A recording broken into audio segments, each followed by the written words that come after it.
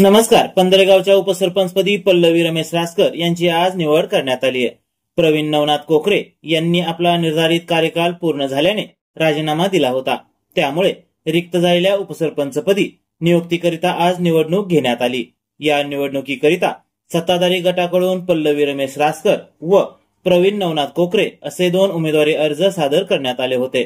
तर विरोधी गटाकडून योगेश लक्ष्मण कदम व निखिल विलास गायकवाड असे 2 उमेदवारी अर्ज देण्यात आले होते. यापैकी प्रवीण नवनाथ कोकरे यांनी आपला उमेदवारी अर्ज मागे घेतल्याने व निखिल विलास गायकवाड आणि योगेश लक्ष्मण कदम यांचे उमेदवारी अर्ज कथितरित्या बाद झाल्याने पल्लवी रमेश रासकर यांची उपसरपंचपदी बिनविरोध निवड करण्यात आली आहे. या निवडणुकीच्या अध्यक्ष अधिकारीपदी सरपंच अजय कृष्णा सोनवणे होते, तर सचिवपदी ग्रामपंचायत अधिकारी सोमनाथ वाघमोडे यांनी काम पाहिले. उल्लेखनीय बाब ही की पंधरेगावच्या ग्रामपंचायत स्थापनेपासून प्रथमतः माळी समाजातील सदस्याची उपसरपंचपदी वर्णी लागल्याने सर्व समाज बांधवांमधून आनंद व्यक्त होताना दिसतोय. दरम्यान उपसरपंचपदी निवड झाल्यानंतर पल्लवी रमेश रासकर व सामाजिक कार्यकर्ते रमेश रासकर यांनी सर्व मतदारांचे व ज्येष्ठ नेते मंडळींचे आभार मानलेत. चला तर तुम्हीच पहा नेमकं काय म्हणतायत ते. सर्वप्रथम मी ग्रामस्थांचे व सदस्यांचे आभार मानते. तानाजी काका कोकरे व स्वप्नील अण्णा जगताप यांची मी आभार मानते. त्यांच्यामुळेच मला ही संधी मिळाली. 50 वर्ष झाली माळी समाजाला उपसरपंच पण पद भेटलेलं नाही आणि सरपंचही पद भेटलेलं नाही.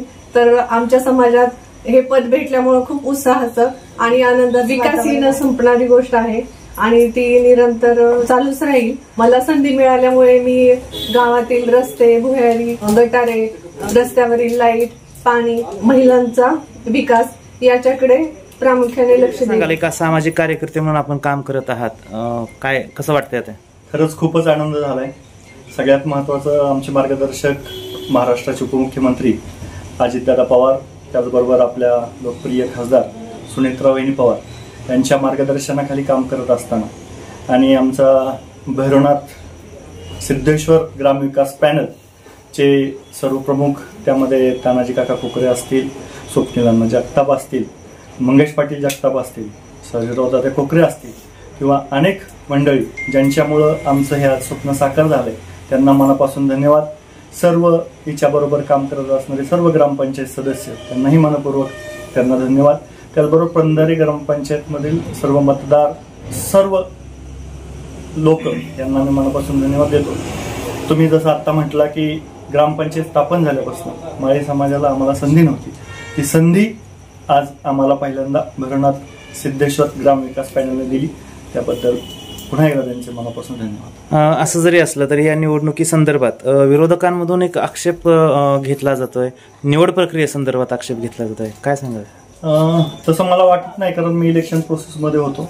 अतिशय खेळीमेळीच्या वातावरणात हे सगळं पार पडलं आणि सर्वांनाच माहिती आहे की भैरवनाथ सिद्धेश्वर ग्रामविकास पॅनलकडे बहुमत आहे. त्यामुळं ही निवड एकदम योग्य आणि बरोबर झाली.